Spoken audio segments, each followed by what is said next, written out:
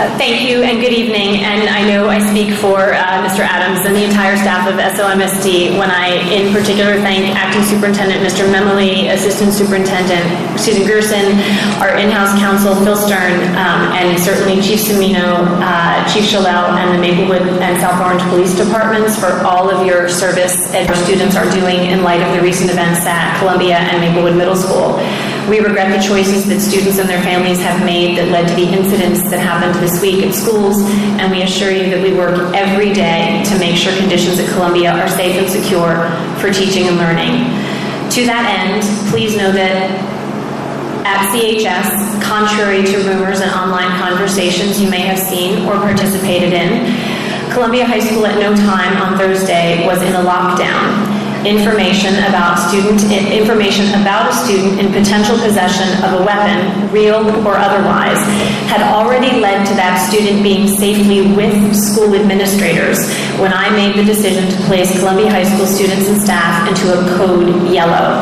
A code yellow is a shelter-in-place status in which we ask all to remain where they are with doors closed to our hallways, so that we may make any decisions we need to in order to manage the building and the situation without interference of children or students or parents passing in the halls. As we continue to work with the Maplewood Police in the course of 15 or 20 minutes, we continue to update the staff and students periodically over our PA system, letting them know to please continue instruction. Within about 15 minutes, we were able to let them know we were anticipating already to release from the code yellow. Please take a moment to review with your student that it is critical in any emergency situation that all students listen to and follow all directions from their teachers and any other staff in charge during such a situation. The smooth and safe end to our code yellow and your students' attention to our state-mandated drills each month is testament to our students' good decision-making, and we thank you and them for it. Also, contrary to rumors you may have seen or spread, there have not been 3 weeks of fights or fights every day or 9 fights in 1 week at Columbia High School. Negatively impacted many of us, and our school administrators, support, guidance, and counseling staff continue to offer multiple routes to conflict resolution and mediation for all of our students and their parents and guardians and families. We thank and certainly will continue to work closely with the Maplewood and South Orange Police Departments when students break the law, and students who break school rules and state laws will certainly encounter consequences as appropriate. On Friday morning, I addressed our students about the code yellow at our school as well as the lockdown and weapon recovery at Maplewood Middle. I reminded students that the drills we engage in at school, as required by state law, are so that in the event of a situation such as ours on Thursday, all staff and students are protected as law enforcement agencies and school leaders do their work. I also reminded students of the high expectations we have for their behavior, our commitment to their safety and learning, and our focus on learning through our final exams. My remarks to students in such a public venue, as a public announcement, of course, were general to protect the privacy of students involved in those events. Okay. Thank you very much, Ms. Aaron, Mr. Adams, and Mr. Memoli for your thoughtful and comprehensive statements. Now, shortly there will be questions, comments from you who have come here tonight, and I'm looking forward, as we all are, to that. We have received many emails, and one in particular sort of summarized with a good itemization or list of questions, some of the things that I think are on many of our minds. And so what I'm going to do now is ask my board colleague, Stephanie Lawson-Muhammad, to turn to the email from Mr. Bailey and make us familiar with some of the questions, with a thought that that'll sort of set the stage for what we'll be doing here. Thank you. And just note that lots of questions have been received, and we'll be putting together a pack on school safety that will be available on our website, and will include these questions and others. In addition, if there are questions that are asked tonight, the answers can be provided to them. They will also be captured in that document and made available to the entire community. The first question is, who handles day-to-day discipline at the school, and how is it different from last year? The building principal has the primary authority to assign discipline authority of any teacher or person having authority over him, or of the habitual use of profanity or of obscene language, or who shall cut, deface, or otherwise injure any school property shall be liable to punishment and to suspension or expulsion from school. For the purposes of our policy, suspension means the temporary removal of a student from the regular instructional program. How many times can one be suspended and continue to be returned to school? There's really no set number of times. It depends on the individual situation, including the severity of the incident. There are no changes in this policy from last year. If a kid brings a weapon to school, will he or she ever be allowed to return? Again, this depends on the individual circumstances of the incident, including the past history of the child and the weapon involved. And just to clarify your response, Mr. Mebeley, in regard to the particular incident at Maplewood Middle School, it has been stated clearly that this student will not be returning to Maplewood Middle School. Is that correct? Correct. Reviews this policy and code of conduct after considering the findings of the annual reports of pupil conduct, including suspensions and expulsions pursuant to the code, and the incidences reported under our electronic violence and vandalism reporting system. And again, this is available for review on our website, Policy 5600.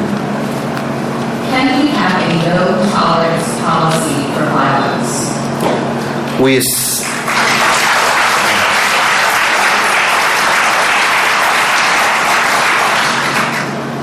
We assess every individual case on its own merits. No tolerance policies have generally proven to not be effective. Our board member, Elizabeth Baker, wanted to close and we turn over to the audience. And Mr. Adams, this one in particular is related to you. Can you describe the response and supports at Maplewood Middle to students in the days following the event? Yes, the day of the event, the first thing we did again to support students was we met with teachers in the library to let the teachers know that we needed to praise the students the next morning for being brave. We wanted to set the stage to let the teachers know that we were all safe because our students spoke up in spite of being told, snitches get stitches. But they determined that our safety and that being a responsible bystander was more important to them. And so they did let a caring adult know. So that was the first thing. We wanted the teachers to praise the students in the morning for their bravery. That was followed up with me appearing on our live TV broadcast called News on Waffles, where I also praised the students for their bravery, and I let them know that they were safe, that there were counselors on hand to speak with them. We made a very important choice that day to meet with students in small groups, similar to how we already deliver our weekly message, where the teacher leads a discussion about an important topic and gets some student feedback. It was not feasible at that time to have a school-wide assembly. I'm lucky this is an audience full of adults and you're all listening, but for those of us that work in the middle school level, it's not so simple to assemble the whole school, to have silence, to have everyone's attention, and to be able to meet their needs.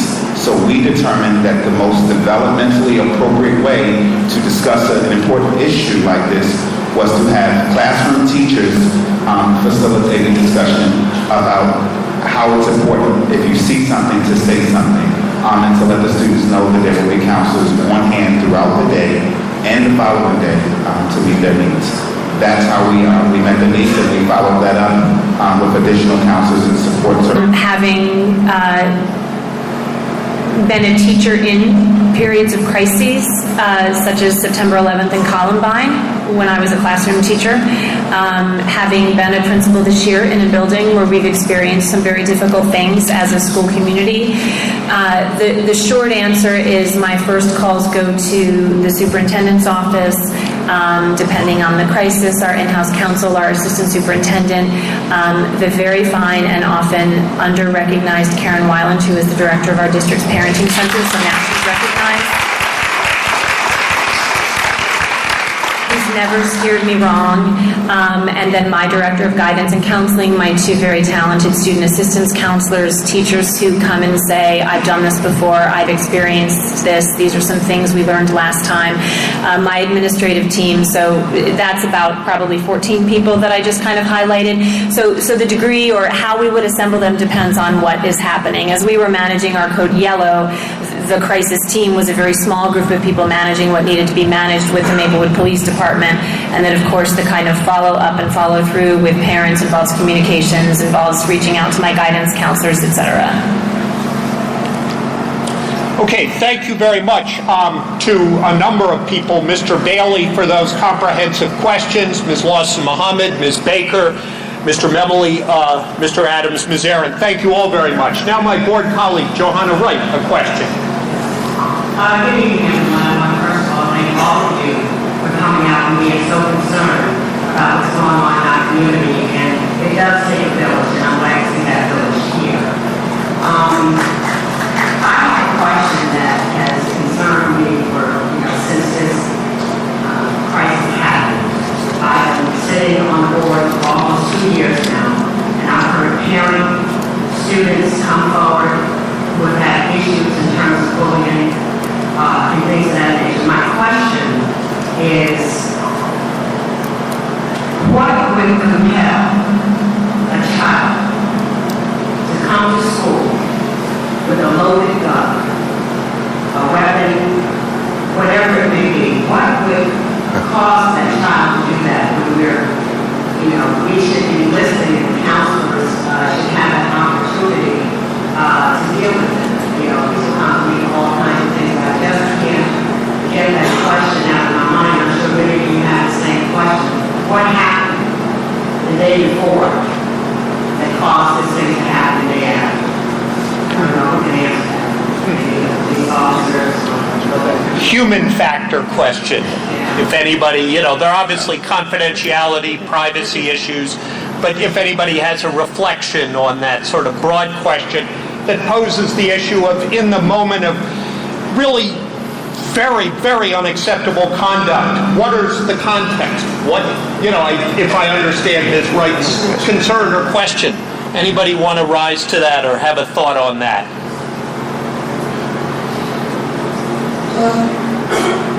Sorry to interrupt you guys in there. My name is Amber Coleman. I'm right here. How are you?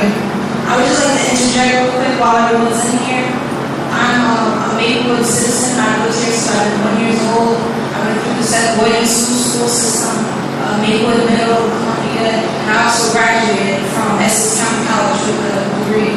So I have a little bit to say. May I speak for a few seconds?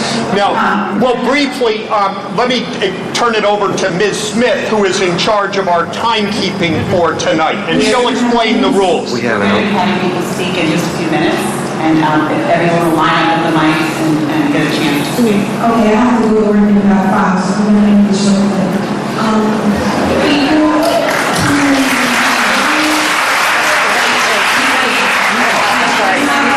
Excuse me, I need to explain the rules. We're limiting everyone to 2 minutes.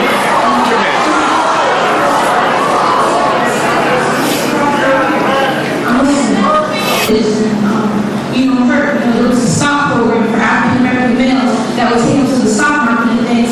Kids were having trouble. So if you're having trouble with a certain amount of kids, take the ones that you're having a problem with and figure out a program or something that maybe you can create and impact the world for the nation. Thank you very much. Thank you.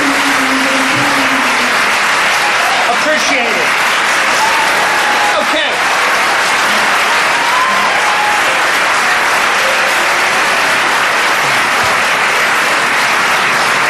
Now, before we start, and we will have, you see the mics there, and thank you for our speaker, and there will be speakers, and you can start thinking if you have a comment or question about starting the lineup. But before we do that, I want to acknowledge one person. People who are critical in all of this every day in our schools are our teachers. And I'd like to call on